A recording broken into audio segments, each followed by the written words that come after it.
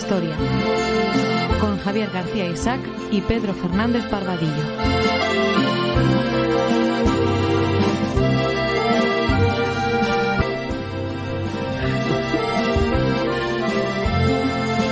Pues estamos en Cita con la Historia, con Cita con don Pedro Fernández Barbadillo, cita con todos ustedes. Oye, para ser domingo ya estás empanado. Ya estoy bastante empanado, es mucho tiempo lo que llevo empanado hoy. Bueno, volvemos a tener a un invitado de excepción, que es el doblemente doctor en Historia, Eduardo de Mesa Gallego. Don Eduardo, tardes. un placer. Es que no se podía escapar de aquí sin acabar de hablar de los tercios, porque quedaron muchísimas cosas pendientes. Sobre todo cuando él dijo que su doctorado no solo había sido en Madrid, sino que el primer doctorado lo obtuvo en Irlanda, con lo cual nos habíamos comprometido a hacer un segundo episodio hablando del ejército multinacional de los Austrias, y en este caso el ejército multinacional de los Austrias, los irlandeses. Exactamente. La importancia que tuvieron los irlandeses en este ejército multinacional. Sí, un ejemplo de que la monarquía hispánica, digamos, no expulsaba a sus súbditos como consecuencia del oscurantismo y del fanatismo en el que se vivía en aquella época. No, es que atraía súbditos. Quienes más súbditos expulsaban, pues era la monarquía inglesa, no británica, de Isabel I, que le encantaba pues torturar a los... Bueno, incluso lo hacía no solo con los herejes católicos, es que lo hacía con muchísimos de sus cortesanos. En cuanto había alguno que empezaba a conspirar o que no le hacía la reverencia de los 90 grados, sino que se quedaba en 85, a la Torre de Londres, y le dejaba de crecer la barba. Y similares, también los franceses expulsaban mucho, y los holandeses y demás. Oye, pero es que quedaron varios asuntos pendientes, y uno del programa anterior, y uno de ellos me gustaría hablar, que era el asunto de los pagos a las tropas. Lo que se habla de los motines de los soldados españoles en Italia y en Flandes, que incluso al gran capitán se le sublevaban algunos porque sus tropas le echaban en cara que era demasiado generoso con el vencido, y que le daba a los vencidos dinero que le tenía que haber dado a ellos, que era lo prometido. ¿Cómo se les pagaba a los tercios? Pues a los tercios se les paga en mano. Lo único que hasta que llega el dinero a sus manos es muy complicado. Tenemos que pensar que la burocracia española es la primera burocracia moderna que existe en la historia del mundo. Hay que pensar que las remesas de las que todas hablamos, de plata y oro, normalmente plata, pues primero salían del Nuevo Mundo, llegaban a Sevilla, y de Sevilla normalmente pues poco hacían en los bolsillos españoles, no duraban mucho, pasaban directamente a las arcas, normalmente los banqueros genoveses, que eran los grandes prestamistas de la monarquía hispánica, también los alemanes en la época de Carlos V, y estas familias genovesas, los primeros bancos multinacionales, diríamos hoy, pues lo que se dedicaban era a ese dinero mandarlo, o bueno, a esa plata todavía, bueno, pues lo que van a hacer es al final ponerla en Flandes.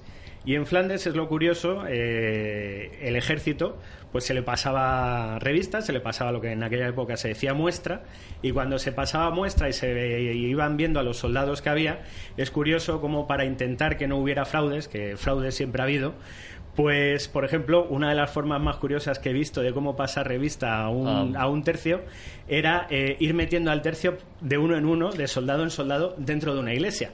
Poner a varios vigilantes en las puertas para que no saliera nadie, e ir metiendo al tercio dentro de la iglesia. Y así los veedores iban viendo, como su nombre indica, los veedores del ejército iban viendo que esas personas existían, y que lo que les presentaban en unos folios diciendo estos son los soldados de mi compañía, que realmente existían. Una vez que pasaban dentro, pues había un pagador, un tío que llevaba su bolsa con el dinero, y le daba lo que se le pagaba normalmente por mes. Luego ya se fue complicando la cosa. Se iban acumulando. Se iban acumulando, exactamente, los impagos. Y era así como se les pagaba. El problema de los impagos es que en el ejército de Flandes, desde 1580, bueno, incluso un poquito antes, hasta 1607, y es otra de las grandes leitmotiv de la leyenda negra dentro de la historia militar de la monarquía hispánica, es el tema de los motines. ¿Por qué las tropas, los castellanos o españoles, los valones, los alemanes, los italianos, por qué se amotinan, por qué se niegan a combatir? Y es simplemente porque no reciben esas pagas. Entonces, y es lo curioso, volviendo al tema de la leyenda negra, España, curiosamente, va a ser la primera potencia mundial que va a dar con la tecla para acabar con esos motines. Señor Parker... ¿Cómo le quieres? Sí, se nota que es mi bestia negra. Pues el señor Parker... Tu archienemigo, que diría Sherlock Holmes. Sí, más bien. Pues este señor que... La pena es que sienta cátedra todavía hoy en día aquí en España, a pesar de que su libro tiene ya pues más años que los que tengo yo. Bueno, es que también los profesores que reinan en la Universidad Española es que no llegan más que a vasallos. Bueno, no todos. Hay alguno que no, cierto. pero sí hay alguno que había que darle un poquito con el látigo. Hombre, si me permites, oye, uno de los profesores que yo creo que merecen conocerse mucho es Luis Ribot, que está haciendo una gran labor de reivindicación de, como hablábamos en el programa anterior, de Carlos II. Sí, y no solo de Carlos II, sino de la misma monarquía hispánica y del ejército multinacional. Sí. Gracias a él tenemos uno de los primeros artículos en los cuales trató Milán como plaza de armas y importante para la monarquía, y otro artículo que hizo fue sobre los extranjeros dentro del ejército. Podemos decir que bueno, que sí, que Parker, que Quatrefages fueron los que reiniciaron el estudio en España de los tercios, pero no nos podemos olvidar, pues en este caso, a don Luis Ribot, académico de la historia, catedrático de la UNED, pues como uno de los grandes historiadores de la monarquía hispánica, y al cual pues yo mismo me declaro en deuda. Bueno, no te distraigas porque ahí nos has puesto la miel en la boca. ¿Cómo se acaban con los motines? Pues lo que se va a hacer es... La monarquía hispánica se da cuenta que es imposible pagarlos mensualmente. O sea, no se tiene tanto dinero, no hay un sistema fiscal... No hay tanta liquidez. No hay tanta liquidez todos los meses llegando desde la península ibérica, porque hay que pensar que el ejército español, el ejército de Flandes, la gran parte la paga la propia monarquía, la paga España. Otra parte bastante menor la van a pagar los propios estados generales de las provincias obedientes, como se decían. Pero bueno, a la falta de esa liquidez, el ejército, los dirigentes, lo que van a llegar es: vamos a hacer tres cosas. Una, que ya se les daba antes, pero se va a continuar y se va a mejorar. Les vamos a entregar equipo, no armas. O sea, les vamos a entregar lo que sería la vestimenta. Cada cierto tiempo se le va a dar un nuevo vestimenta, no uniforme. Todavía, al principio del siglo XVII, todavía no podemos hablar de uniformes, pero sí que va a haber una vestimenta estandarizada. Entonces, por ejemplo, el calzón tiene que ser de lana de tal calibre para que dé calorcito allí en Flandes, la humedad no mate a los soldados. Muy importante tenerlos, o sea, si tú quieres que un soldado rinda, pues tiene que estar bien abrigadito, más en una zona tan húmeda. Luego, que se les dé pan de munición. Es entonces que ellos no tengan que estar preocupándose por la comida, sino que va a haber unos asentistas militares que en este caso se van a dedicar a fabricar pan, pero a fabricar pan en cantidades industriales. Y todo ese pan cada semana se lo va a ir entregando al soldado. Hay que pensar que no es el pan de ahora, que era un pan no tan buena calidad como alguno de los de ahora, porque hay otros que no, pero que sí que aguantaba. Y también se les va a entregar otro tipo de comida. Perdona, y eso impide los saqueos a la población civil. Exactamente, eso es lo que se quiere hacer, que cada vez el vasallo flamenco y el vasallo valón cada vez considere menos como invasor al español. Y sí que se ve, por ejemplo, es muy curioso en las obras de teatro cómo va cambiando la mentalidad de esos valones y de esos flamencos a cómo llegan o cómo ven ellos cuando llegan los primeros soldados españoles con el duque de Alba, que para ellos son unos bajitos, barbudos, mala leche, que matan todo aquello que se mueve, a como en el siglo XVII, pues no, son nuestros hermanos en la lucha en contra de una Francia y de una Holanda predadoras. Entonces, y es otro de los, volviendo al tema de la leyenda negra, en este caso en la historia militar, resulta que España, a partir de 1607, ya no sufre motines militares, y en cambio es en el momento en las que esas naciones tan avanzadas militarmente como fueron Holanda, como fue Suecia o como los principados protestantes alemanes, una vez que empiece la guerra de los 30 años, van a sufrir esos motines que España ya no sufre. Entonces estamos hablando de que van por delante, y eso es una cosa que hasta ahora pues parece que pasa desapercibida. Y eso sí, es curioso sobre los pagos decir que en Flandes se les pagaba en plata. Pero el problema era cuando llegaban a España. A partir de tener que movilizar un ejército español, tanto por el ataque de Francia como por las revueltas de Portugal y de Cataluña en 1640, al llegar aquí las tropas se les intenta pagar en vellón, en moneda de pues un cobre depreciado, devaluado, iba a decir yo, sí, que no sirve para mucho. Y las tropas extranjeras dicen que no es, que ellos lo sienten mucho, que ellos han sido pagados en plata y que si quieren que se combata, que en plata. Y, por ejemplo, se les va a pagar en plata. A la larga ya se irá haciendo una mezcla, pero al final lo que se va es que esos motines desaparezcan cuando justo se dan en otros países que curiosamente nadie quiere hablar de esos motines que sí que están ocurriendo. Bueno, como tampoco nadie quiere hablar de la capacidad destructora del ejército sueco, tan progresista, tan luterano él, en Centro Europa durante la guerra de los 30 años. O sea, llegaron a destrozar el puente, lo que se llama el puente de Carlos en Praga, llegaron a destruir cientos, si no miles de villas en lo que hoy es Alemania, y llegaron hasta Baviera. Sí, sí. Y eso es otra de las cosas por las cuales no queremos ver, es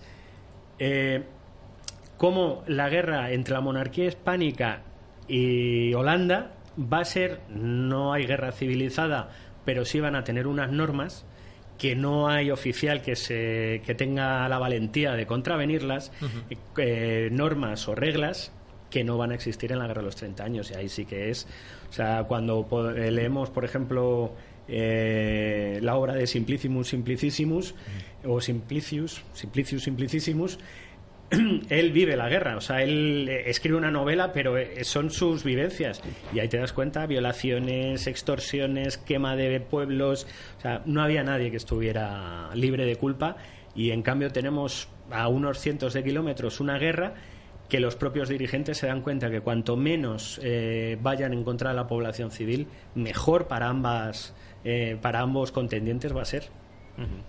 Hombre, el que recupera este método de aniquilar a la población civil para dar de comer a su ejército y también para eliminar enemigos es nuestro admirado Napoleón Bonaparte.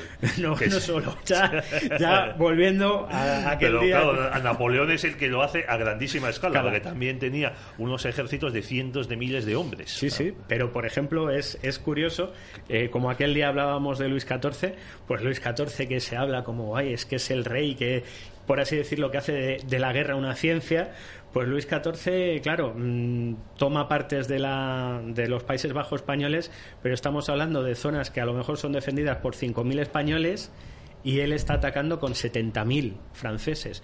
Hombre, si no tomas las plazas ante 5.000 hombres, eres muy mal general.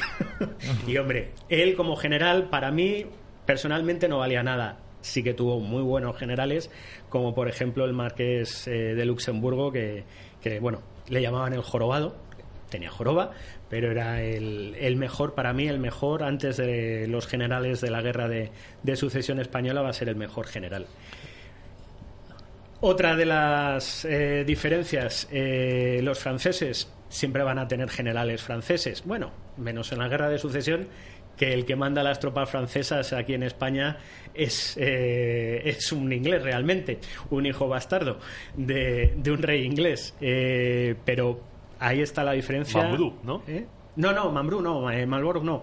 Los franceses es que ahora no me acuerdo, por eso no quería decir el nombre. No me acuerdo. Bueno, pues luego lo buscamos. Y se lo decimos a nuestros oyentes, o nos lo dirán uno de nuestros oyentes en nuestro foro. Pues es en cambio como los españoles sí que van a utilizar todo tipo de oficiales y de generales, y se le va a dar el mando a tropas, de tropas, aunque no sean ni siquiera vasallos de la monarquía. Ahí podemos hablar, por ejemplo, el mando de Alejandro Farnesio, que va a ser el gobernador general de los Países Bajos desde 1579 hasta 1592, fecha en la que fallece. Es el gran reconquistador, si existe esa palabra, de los Países Bajos, y fue un verdadero genio de la guerra, genio que otra vez, pues como era católico y encima vasallo de Felipe II, no tiene ningún reconocimiento fuera de España. Y vamos, lo que consiguió él no lo consiguió nadie. Oye, y has hablado de Alejandro de Farnesio, pero no solo había, esto viene a colación porque no solo había soldados extranjeros, sino también generales extranjeros como el propio Alejandro de Farnesio, pero también Ambrosio de Spínola. De Spínola, ¿no? Exactamente. Realmente su familia es una familia de banqueros genoveses, de los que antes hablábamos, los que hacían los grandes negocios con la monarquía. Y él, pues un poco por curiosidad, un poco por querer tener un reconocimiento que como banquero no tenía, pues decidió irse a presentarse en Flandes. Él era católico, lógicamente no iba a luchar con los holandeses, iba a luchar contra los holandeses. Y bueno, primero se presenta su hermano Federico, va a montar una especie de empresa semiprivada con galeras para atacar a la siempre enemiga Inglaterra desde las atarazanas del septentrión de Flandes. Una vez que fallece él, el hermano Ambrosio ya está ahí y al principio pues llega con tropas, pero al final se da cuenta que él puede hacer más que eso y, por ejemplo, va a llegar a un acuerdo en 1603 con la monarquía, con Felipe III por un lado y con el archiduque Alberto, en aquel momento no solo gobernador, hablar de Alberto es muy complicado porque era el marido de Isabel la de Eugenia, la hija favorita de Felipe II, el cual a los dos, cuando se casan, les da en dote el Flandes español. Exactamente. A ver si nos lo quitamos de encima. Entonces, si hubieran tenido hijos, ellos ya se hubieran convertido, por así decirlo, en los monarcas de Flandes, pero como murieron sin descendencia, revertieron a su vez en la monarquía hispánica en las manos de Felipe IV. Pero bueno, volviendo a Spínola, pues Spínola lo que va a convertir va a decir, bueno, yo me nombráis gobernador general de las armas. ¿Por qué? Porque tengo la capacidad de mover todo el dinero que se vaya a necesitar para acabar con un asedio que estaba ya durando demasiado, el asedio de Ostende. Lleva desde 1601, estamos en 1603. Esa ciudad todavía sigue en manos de las Provincias Unidas y va a ser realmente el dinero de Ambrosio Spínola el que va a financiar el fin de ese asedio. Las tropas holandesas se van a acabar rindiendo y esa espinita. Y digo espinita porque hay un grabado de la época muy bonito que es el Leo Belgicus, el león de Bélgica, como es Spínola el que de rodillas le está quitando una espina justo de la pata, y es muy curiosa. Y Spínola, que como sí, o sea, es que es negarlo, la monarquía hispánica, y a mí es una cosa que me gustaría que la gente se diera cuenta, es la monarquía hispánica, que no es la monarquía española. Eso a lo mejor puede sonar un poquito para algunas personas antipatriótico, pero para mí no lo es al revés. No. O sea, es el mostrar cómo España fue el centro de una cosa tan importante como fue la monarquía hispánica, o sea, cómo fuimos el primer imperio a nivel mundial, y para mí es un orgullo el decir que en aquella época no solo eran los españoles, es que estaban moviendo los hilos desde generales, desde diplomáticos, españoles, italianos, flamencos, valones, irlandeses ingleses, portugueses. O sea, es que estamos hablando de yo no sé si podríamos decir casi del primer estado realmente a nivel europeo, con unas connotaciones muy diferentes a las de ahora, eso desde luego, pero para mí es un orgullo como historiador, o sea, hablar de un hecho del que parece que mucha gente no se quiere dar cuenta. Sí, es así, porque en las películas del cine histórico británico se nos presenta eso, al Imperio Británico, a la sociedad, al Londres victoriano, pues eso como la primera estructura política que atrae así a cantidad de gente de todo el mundo, hasta muchos norteamericanos que casi se arrepienten de haberse separado y tal, y quieren casarse con una inglesa y ser lores y tal, judíos, gente que viene de la India, rajas ingleses, Pakistán, el propio Gandhi, mucho príncipe indio, gente de Malasia, de Birmania, incluso creo que gente de tribus africanas, o sea, incluso hay contactos entre ellos y demás, hasta ¿te acuerdas, Javier, cuando hablamos aquí con Javier López de África, de Sudáfrica, y mencionamos el caso del 2 programas dedicados sobre el estado de la nación a Sudáfrica, y hablamos del caso del mariscal Smuts, que venía era descendiente de los afrikaners, los que habían sido vencidos y despojados en parte de su, no solo de su independencia, sino de su patrimonio por los ingleses, y que es partidario de vincularse de manera potente, de manera fuerte con el Imperio Británico. También incluso hay alemanes y holandeses que huyen de Europa, sobre todo a principios del siglo XX, y se establecen ahí en Gran Bretaña. Pero todo esto que cuento yo, como decías tú, Eduardo, antes lo hizo el Imperio Español, la monarquía hispánica. Y, por ejemplo, muchas veces se nos olvida que España atrae albaneses, huyendo de los turcos, atrae a griegos ortodoxos, a pesar de que son ortodoxos, pero los atrae porque saben que van a estar... Y los acepta, que es importante. Exactamente. No es gente que suplique, por favor, déjeme entrar, que me muero de hambre. No, digo, pues sí, venga usted, soy ortodoxo. Y dice, bueno, como en esa película de Con faldas y a la loco, nadie es perfecto. O, por ejemplo, también, que es una cosa que no se habla mucho, cómo siempre que hay rencillas entre las familias de los reinos norteafricanos, musulmanes, los perdedores normalmente van a buscar refugio en la monarquía hispánica, no en Turquía. Es curioso. O sea, no quieren ir a Turquía porque saben lo que les va a pasar, lo más seguro, que es que se les separe el cuello del resto del cuerpo. Sino que van a ser España. Hombre, bueno, y permíteme añadir otro ejemplo. Aquí los descendientes supervivientes de Moctezuma y de Atahualpa también son acogidos y ennoblecidos, hasta el punto de que ya Isabel II, el señorío de Moctezuma, lo eleva a ducado. Sí. Pero es que no solo es, posteriori, sino es una de las grandes virtudes también del Imperio Español. O sea, sí, puntos negros tiene, como todos los imperios, como toda la historia. O sea, no ha habido nadie buenísimo y al mismo tiempo, sin ninguna mácula. Es que no, todo tiene sus puntos, sus claros oscuros. Pero lo que no podemos hacer y no podemos seguir es pensando en la monarquía hispánica como todo oscuro, todo negro, todo ese ver a Felipe II vestido de negro, que es una imagen que nos ha venido por un cuadro que, curiosamente, el cuadro está repintado y por eso va de negro. El cuadro originalmente, y gracias a unos estudios que se han hecho, esa imagen que tenemos a todos a Felipe II vestido de negro, resulta que originalmente estaba vestido de blanco, pero justo muere una de sus mujeres y él decide que, claro, que no puede presentar a la corte ese cuadro vestido de blanco. Entonces ordena que el mismo pintor lo pinte de negro.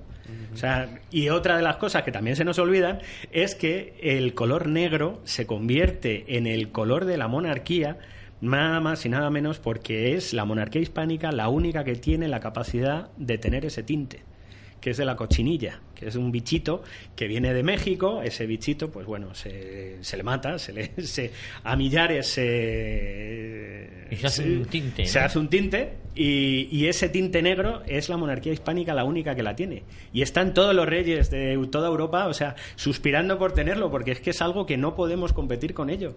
Y muchas veces se nos olvida, o se nos ha olvidado ya, no nos damos cuenta de lo que es eso.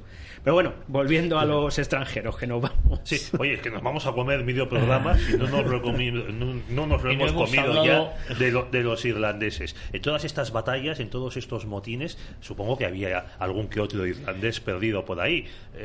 Alguno Flanagan, alguno Ojada, alguno Obama, porque Obama llegó a decir en Irlanda que él se sentía irlandés.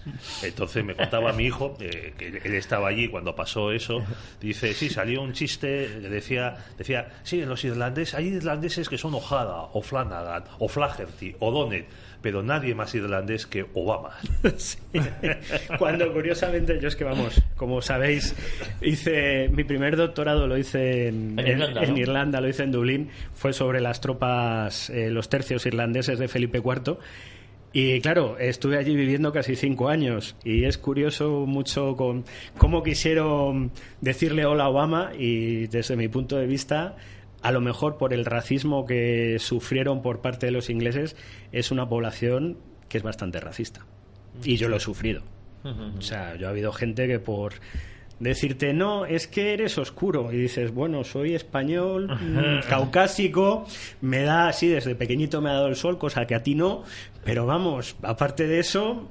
Y sí, es muy curioso, bueno, cómo una sociedad puede cambiar. Pega, incluso lo malo. Exactamente. Bueno, tú hablabas aquí de los belgas, bueno, los valones, los flamencos, los Países Bajos españoles que quieren oponerse a los holandeses y a los franceses, y aquí tuvimos otro programa con Javier Sáenz del Castillo hablando de cómo los belgas a partir del siglo XIX se convierten en antiespañoles, cuando si son independientes es gracias a España. Lo mismo pasa con el tema catalán y el tema irlandés. Es curioso que ahora mismo el republicanismo irlandés,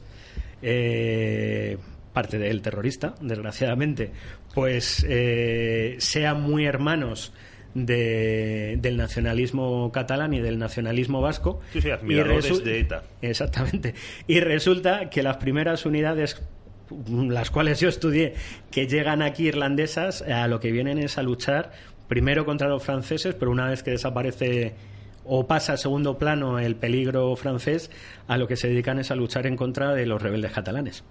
Esos son las ironías del destino, los cambios que da la vida y cómo pues el nacionalismo quiere reescribir una historia que no es así. No tiene nada que ver con la realidad.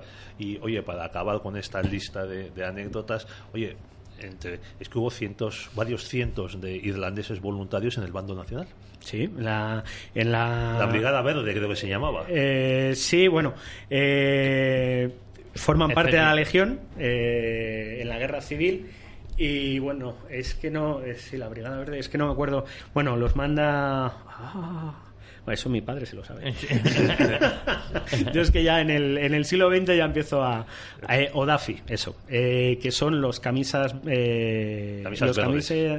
camisas azules, los blue shirts, también.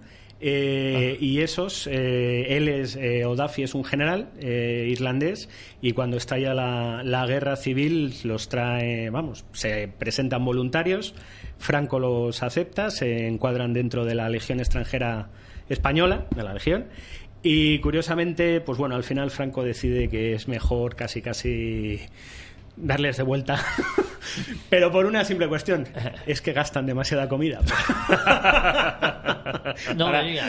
Para lo frugal que era Franco, pues lo que esta gente comía diariamente no le debieron de salir las cuentas. Y sí que es una cosa muy bonita, si vais a Dublín, están las Colin Barracks, que son los antiguos barracones ingleses. Pues en las Colin Barracks ahora se ha hecho una especie de museo del ejército. Y sí que hay una cosa que estaría bien que se pudiera hacer en España, pero ahora es imposible. Pues ellos te presentan las dos caras de la moneda. Por un lado tienes media habitación sobre los irlandeses que estuvieron en las brigadas internacionales, pero la otra media habitación está con todo lo que han donado los antiguos combatientes de esa división, de esa unidad, de esa bandera irlandesa. Bueno, eso sí que es un ejemplo de ecuanimidad y de aceptar la historia tal como fue y como se vivió. Bueno, centrémonos en Irlanda.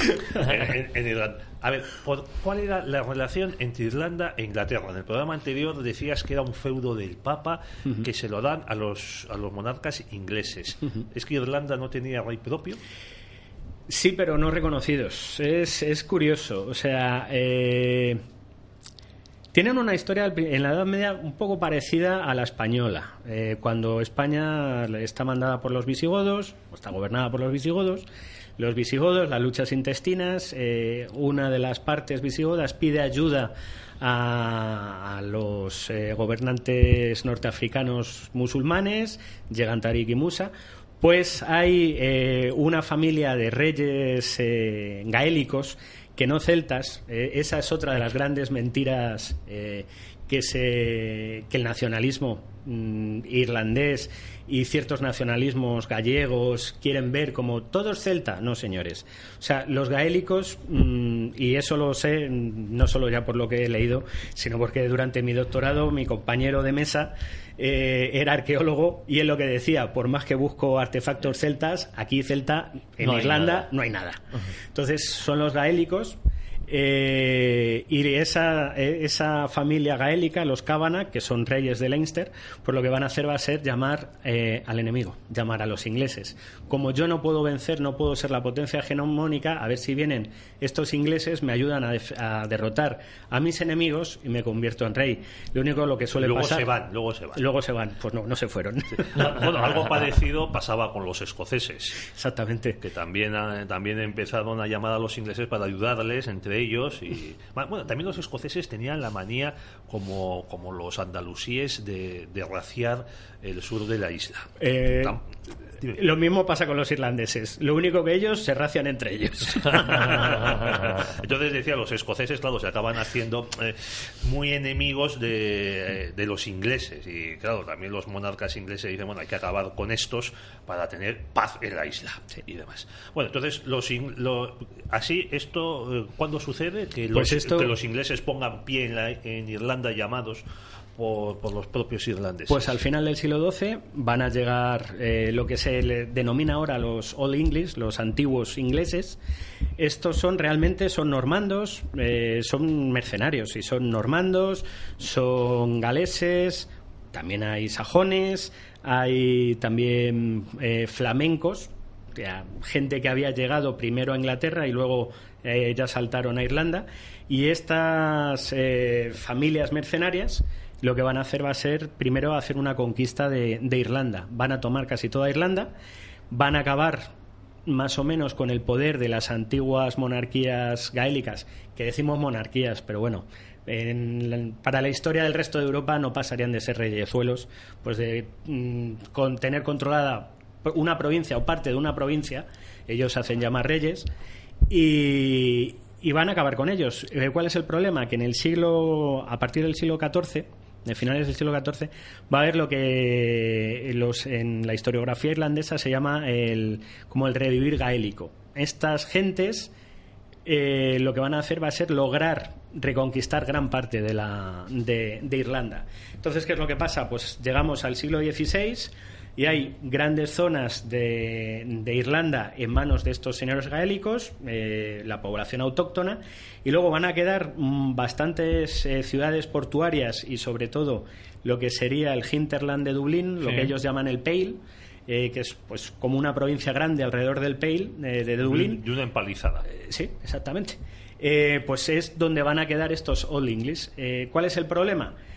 Estos Old English, a pesar de que Enrique VIII ya en el siglo XVI decida romper con Roma y hacerse él el jefe de la Iglesia anglicana, ellos van a decidir que no. Ellos no van a querer cambiar de religión, ellos van a seguir manteniendo su catolicismo, pero claro, están en un brete. O sea, mantenemos la obediencia política a Inglaterra, pero mantenemos la obediencia religiosa a Roma. En aquella época no existía una doble obediencia. Se daba por supuesto que la religiosa es la obediencia religiosa es igual que la obediencia política. Entonces, ¿qué es lo que pasa? Que tenemos de repente hay como tres poblaciones en Inglaterra, los gaélicos, los antiguos ingleses, y van a llegar los protestantes. En Irlanda, has dicho en Inglaterra. Perdón. Tenemos los irlandeses, los Old English. Los Old English y ahora los New English, los nuevos ingleses, que van a ser los protestantes. Los protestantes, tontos no son, saben que si se enemistan con esos viejos ingleses, con esos Old English, que son católicos, van a perder toda la isla. Entonces lo que van a hacer va a ser, mientras somos minoría o no tenemos mucha fuerza, nos vamos a apoyar en estos Old English para ir en contra de los gaélicos. Y eso es lo que ocurre en la Guerra de los 9 años, 1594 más o menos, 1603, en la cual, debido a las políticas antigaélicas del gobierno de Dublín, pues al final los señores gaélicos se van a levantar. Pero este gobierno de Dublín dependía de Londres, lo nombraba la reina Isabel. Exactamente. Y la reina Isabel, pues como todos sabemos, a todo aquel que se le ponía un poquito de cara, pues no tenía mucha paciencia y acababa con él. Va a haber una guerra, que realmente es una guerra que podríamos, igual que se habla mal, pero se habla del Flandes español, lo que sería la úlcera española, pues la guerra de los 9 años en Irlanda va a ser su úlcera, va a ser su guerra de Flandes. Ahí van a tener que estar mandando tropas a una isla que parece que no, pero la geografía y la climatología es todavía bastante más adversa que la inglesa. Se sabe que los soldados ingleses recién llegados de Inglaterra morían a decenas a diario, y se va a convertir en una guerra de desgaste.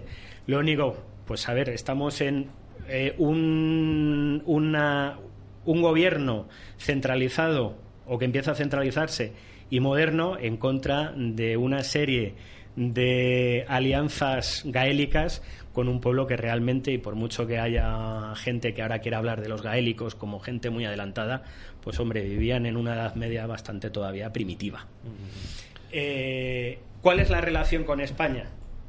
1594, Hugh O'Neill, que es el, por así decirlo, el cabecilla de esta unión gaélica en contra de Isabel I, pues va a mantener contactos con Felipe II. A ver, el enemigo de... El enemigo de tu enemigo es tu amigo. Exactamente. ¿Él qué es lo que hace? Pues se pone de acuerdo con Felipe II. Felipe II va a mandar lo que hoy diríamos... una tropa, una expedición. No, Felipe II todavía no va a tener tiempo, el hombre. Lo que va a hacer va a ser mandar lo que hoy llamaríamos military advisors, consejeros militares, asesores militares. Lo que eufemísticamente se llamaba así a los boinas verdes americanos al principio de la guerra de Vietnam. Bueno, lo que mandaban todos los imperios a principios del siglo XX. O sea, una misión militar. Exactamente. Porque los alemanes tenían una misión militar en Turquía que molestó muchísimo a los ingleses, y luego pues los rajás en la India solían tener algún comandante, algún coronel inglés que le decía cómo reprimir a los disidentes y cómo hacer envolvimientos y cosas de ese estilo. Luego, como dices tú, pues esos asesores técnicos de Estados Unidos, que la verdad no suelen dar muy buen resultado. Y no solo me refiero a Vietnam. Pues Felipe II, a ver, volvemos a lo de siempre. Irlanda era la última frontera de Europa. No se sabía muy bien qué había allí. Entonces Felipe II dice, bueno, antes de mandar tropas, vamos a mandar a unos cuantos observadores y que me digan realmente qué es lo que hay allí. Los españoles van, varios de ellos, en el Archivo General de Simancas hay toda la información que ellos mandan, está allí recogida, y la verdad es que es lo que dicen son gente que si se entrenan son muy buenos luchadores. ¿Por qué? Porque el soldado gaélico come poco, corre muchísimo y parece que no se cansa nunca. Están acostumbrados a luchar en unas condiciones climatológicas adversas tremendas, en una orografía muy dura para el soldado inglés en este caso, y la verdad es que habla muy bien de ellos. Pero ¿qué es lo que pasa? Pues como decía, en 1603, y como tú antes apuntabas, a pesar de la expedición de las tropas españolas a Kinsale, que ya Felipe III intenta, bueno, en realidad es en 1601 cuando se envía la expedición, intenta que estas tropas españoles ayuden a los gaélicos en su lucha contra Inglaterra. Pues bueno, al final, por diversos motivos, las tropas en Kinsale se van a tener que retirar, y al final pues las tropas gaélicas van a ser derrotadas y no derrotadas porque no van a ganar la guerra, pero si tienen por 2 años algo bueno, es que justo 2 días antes de firmar la paz, Isabel I había fallecido. Sube al trono Jacobo I, del que ya hablamos en el anterior programa, y Jacobo I decide que yo no tengo ningún problema con esta gente. O sea, el problema lo ha tenido Isabel. Entonces, él como rey de Escocia. Y como rey de Inglaterra, ya. Sí, pero él como rey de Escocia no había tenido ningún problema.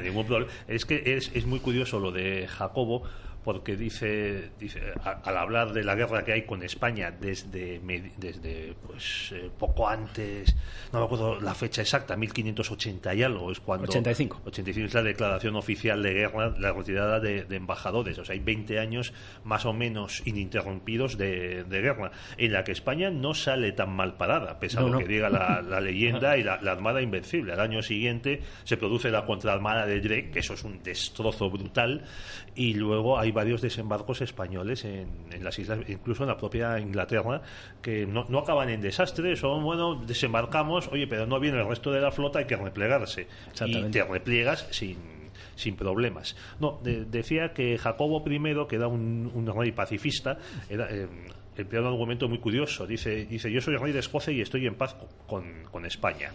También, como rey de Inglaterra, ¿qué pasa? ¿Voy a estar en guerra con el rey de España o voy a estar en paz? No puedo separarme en dos. Soy rey de Escocia y rey de Inglaterra, porque eran títulos separados. O sea, la corona unida de Gran Bretaña es de principios del siglo XVIII. Entonces, como rey de Inglaterra, tengo que llegar a paz con el rey de España. Exactamente, sí. Y se llega en 1604 y es curioso porque él hace tabla rasa, pero no solo con España, sino también con los irlandeses. Él podía haber dicho, bueno, ya que los he vencido, ya llevarles al exterminio y hacer lo que luego va a hacer. Pero él en ese momento considera que no es necesario, y curiosamente durante 2 años el que ha derrotado es Montjuïc, el que ha derrotado a los gaélicos, a Hugh O'Neill y a O'Donnell, pues va a ser el que le va a decir a Jacobo I, mantente en paz con ellos, si ellos están en paz, el Ulster, que es la provincia más al norte de Irlanda, va a estar en paz y tú vas a tener paz en Irlanda. Si tienes paz en Irlanda, Inglaterra va a mejorar económicamente porque hemos estado sufriendo una sangría. Entonces, lo que te conviene es estar en paz. Y hasta que muere este señor, este noble inglés, así va a ser. ¿Qué es lo que pasa? Que en 1606 muere este señor.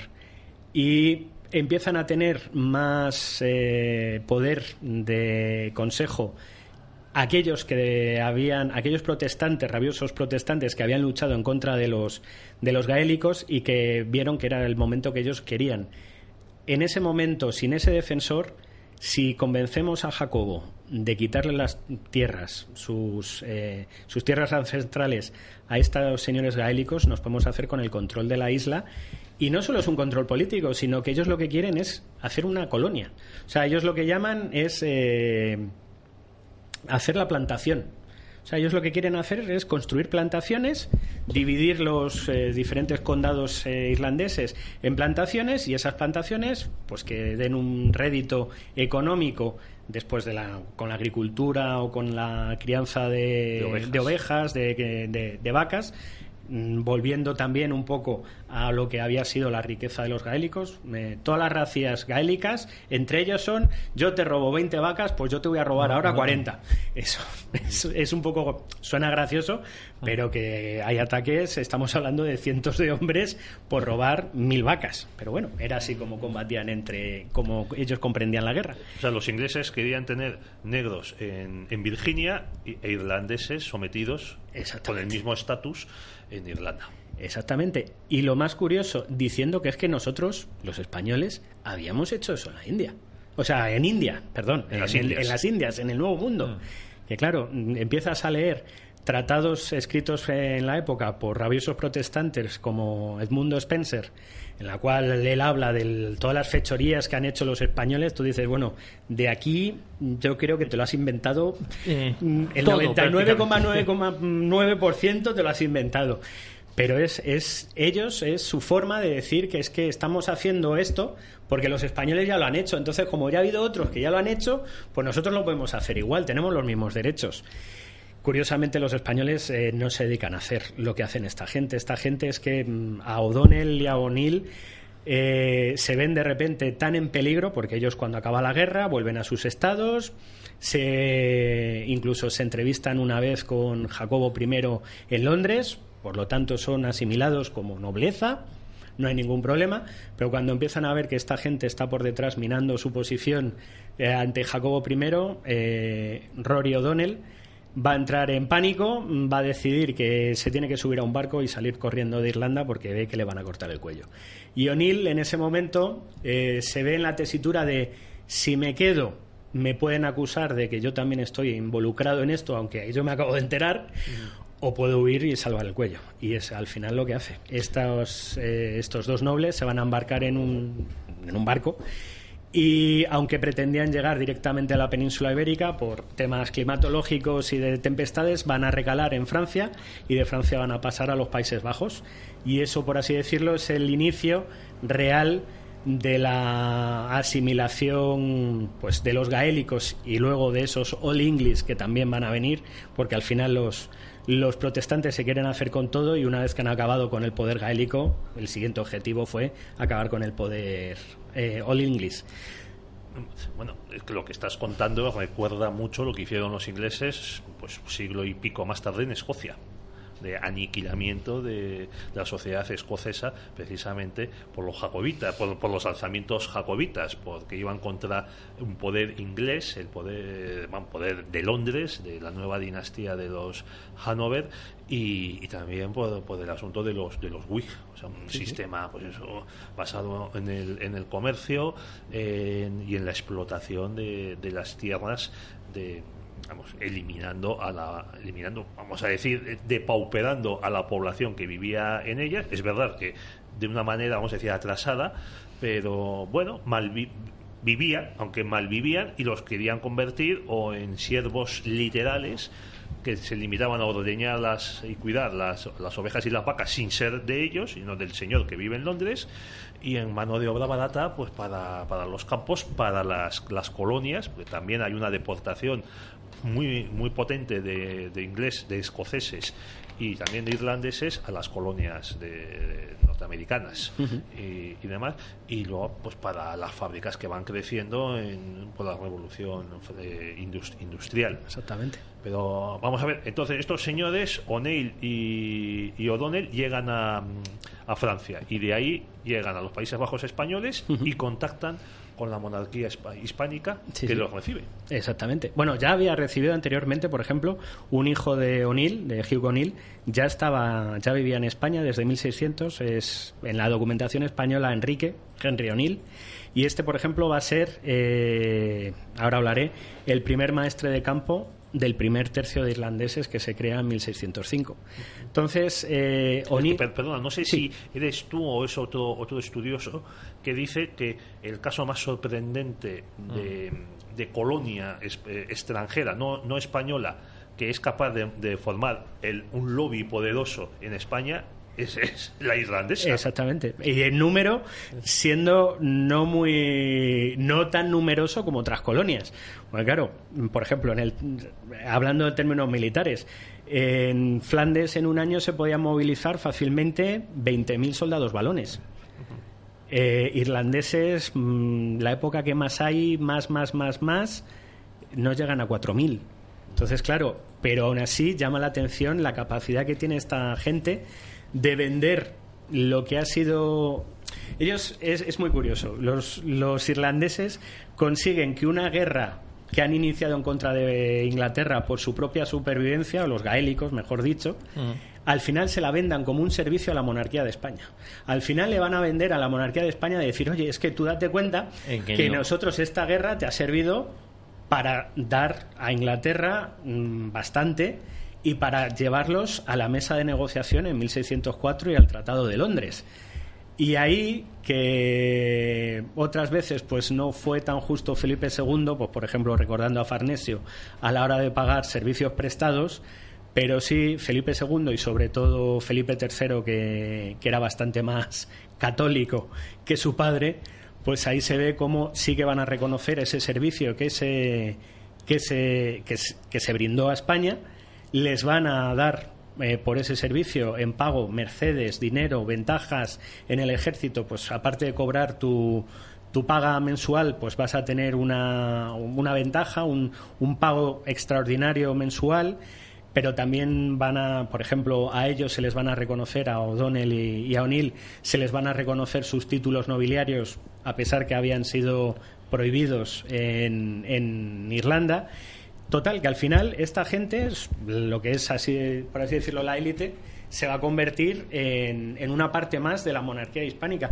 Y eso es, otra vez volviendo a lo que siempre digo, no son vasallos de nacimiento, pero no van a ser mercenarios. Ellos lo que se van a convertir, sobre todo esta primera, por así decirlo, hornada de irlandeses, lo que se van a convertir va a ser en vasallos por aceptar esas mercedes. O sea, ellos han cumplido un servicio para España, que ha sido la guerra.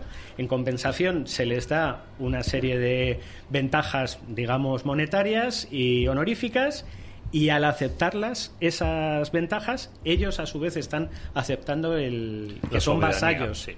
Nos quedan 7 minutos para que os organicéis.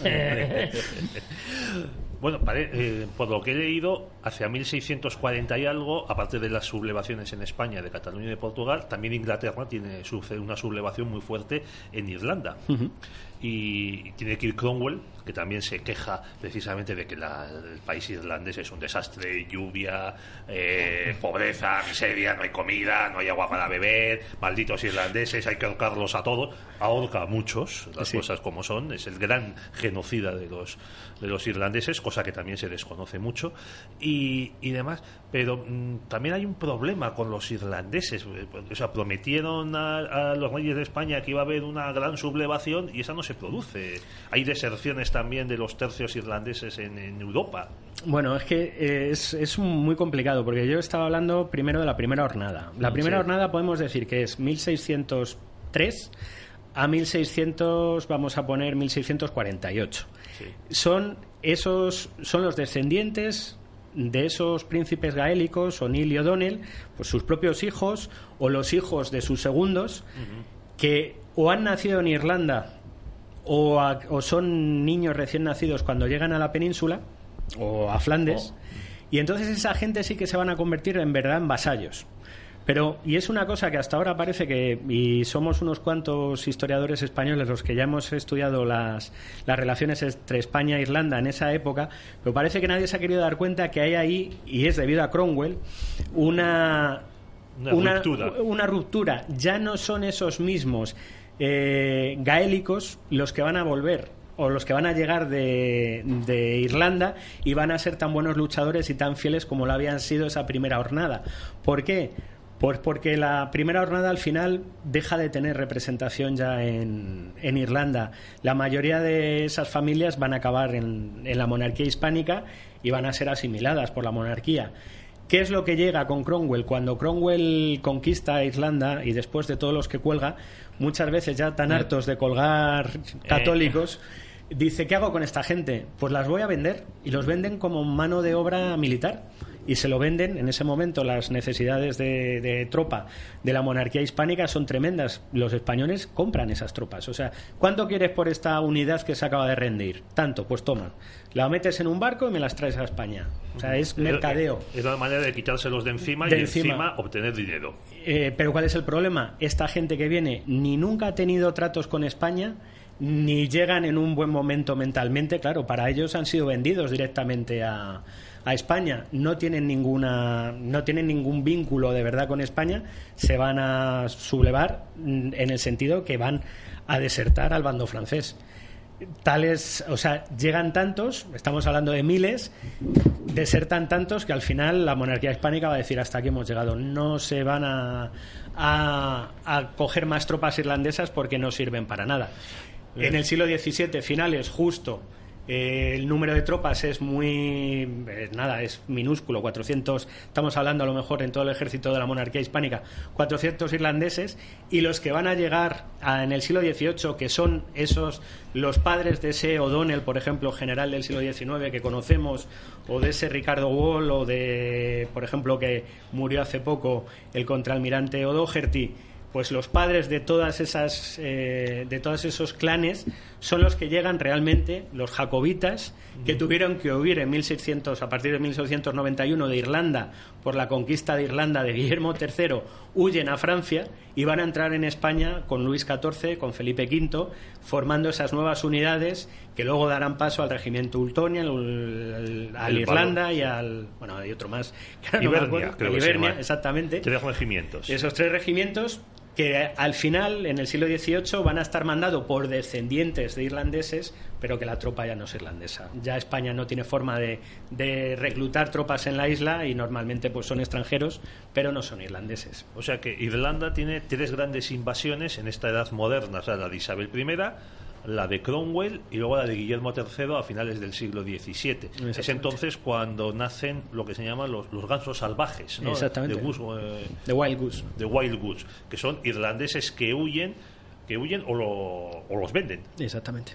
Los venden para eso, por lealtad a los jacobitas, a los Estuardo. Exactamente. A los Estuardo. Eduardo, ¿las relaciones España-Irlanda interesan en Irlanda? A una parte de la población sí, a otra no. No. Estamos hablando, como siempre, de historia y política. Entonces, yo voy a hablar lo que es mi... después de 5 años, yo lo que vi. Yo hice mi doctorado en el University College de Dublín. Es la antigua Universidad Católica. En el Trinity, que es la universidad protestante y sigue siendo protestante, lo único que he recibido por parte del Trinity han sido dardos. O sea, lo puedo decir. Dardos en el sentido de cuando publiqué lo que fue mi tesis doctoral, que lo publiqué en Inglaterra con una editorial inglesa, curiosamente, porque los irlandeses no quisieron. Pues curiosamente lo único que he recibido por parte del Trinity han sido dardos, haciéndome unas reseñas al libro que, bueno, no se metían conmigo porque no hay ningún dato erróneo, pero claro, lo de siempre. Es que yo en el libro quería que usted hubiera hablado. Bueno, pues si usted quiere que yo hubiera hablado de ese libro, de esas cosas en ese libro, escriba usted el libro. Claro. Yo he escrito el libro que yo quería escribir, que fue mi tesis. Entonces, ¿qué es lo que pasa? Ves que la élite universitaria no quiere saber nada de esas relaciones con España. Es más, los que nos hemos dedicado a ello, tanto irlandeses como españoles, somos un poquito menospreciados, y en cambio los que se dedican a estudiar la relación entre Irlanda e Inglaterra, hablando, por ejemplo, un profesor del Trinity College que hasta los 15 años no sabía hablar inglés, solo hablaba gaélico, pues no se queda tan ancho escribiendo un libro sobre si de verdad Cromwell fue el ejecutor de los irlandeses católicos, como se había dicho. Y claro... ¿Pero eso en un país de mayoría católica no choca? Sí choca, pero estamos en lo de siempre. Las élites universitarias están a su bola y en cambio la población, que yo es lo que también viví, pues hay mucha población que es lo que le interesa. Y yo, por ejemplo, me han escrito mucho más gente preocupándose. Además es un tema que ellos, lo de sus ancestros, lo llevan muy a orgullo. Lo de yo es que soy de tal clan y mi apellido es tal, me gustaría saber si usted ha encontrado de este clan alguna información. He recibido muchísimo más emails que, por ejemplo, de la universidad. Di una conferencia en la Royal Irish Academy, di una conferencia en mi antigua universidad, pero en el Trinity College, vuelvo a decir, vamos, si he entrado ha sido a título personal. Bueno, esto que cuentas llama la atención. Está en el centro de Dublín, por cierto. Exactamente. Exactamente. Bueno, cuando los que hemos ido a Irlanda y hemos hecho excursiones, nos ha llamado la atención que casi toda la costa occidental, la que mira al Atlántico, tiene un Spanish Point. Sí. Oye, nos queda un minuto, en todos los pueblos de la costa te dicen que ahí atracó en Barrancó un galeón español de la Gran Armada, y que en su pueblo hay más morenos que en el pueblo de al lado. Sí. Puedo hablar de que ahí se quedaron unos españoles que se entretenían pues haciendo pequeños soldados de 2 tercios. Sí, sí. Pero hay una población exactamente que son todos muy morenos, pero ya se sabe por el ADN que no tiene nada que ver con Pedro Fernández Barbadillo, nos escuchamos la próxima semana aquí en Radio en Cita con la Historia. Pues así esperemos. Eduardo de Mesa Gallego, espero que no sean estos los 2 únicos programas que hagamos aquí, que alguno más seguramente saquemos tiempo y ganas y tema. Los que ustedes quieran. Yo encantado. Y felicidades por tu trabajo. Pues muchas gracias. Volvemos la próxima semana a Radio Cita con la Historia.